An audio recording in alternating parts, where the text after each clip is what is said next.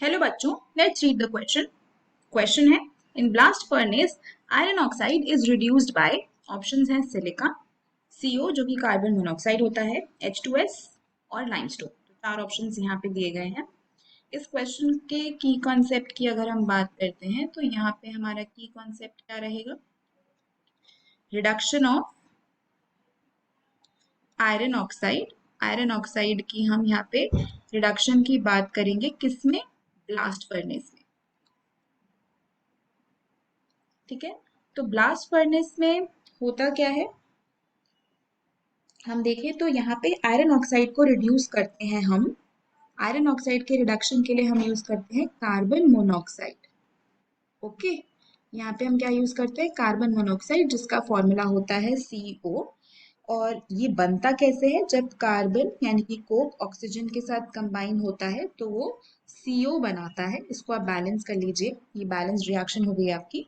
And blast furnace basically pig iron produce करता है iron ore से। तो आयरन ओर से हम आयरन को प्रोड्यूस करते हैं और उसमें भी जो फॉर्म ऑफ आयरन प्रोड्यूस होता है वो पिग आयरन होता है।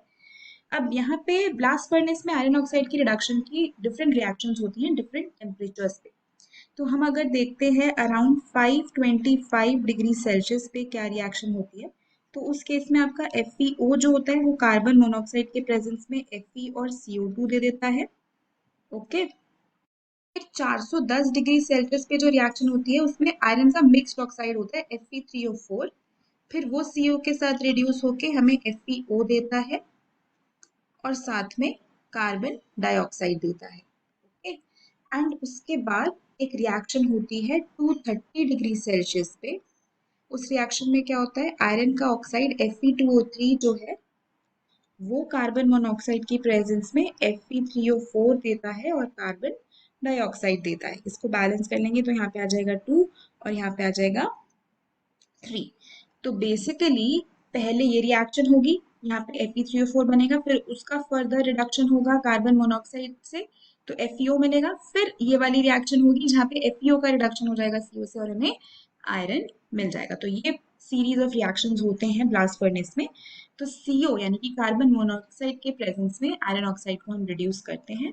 तो इस क्वेश्चन का जो आंसर रहेगा वो होगा option 2। Hope you understood it well. Best of luck.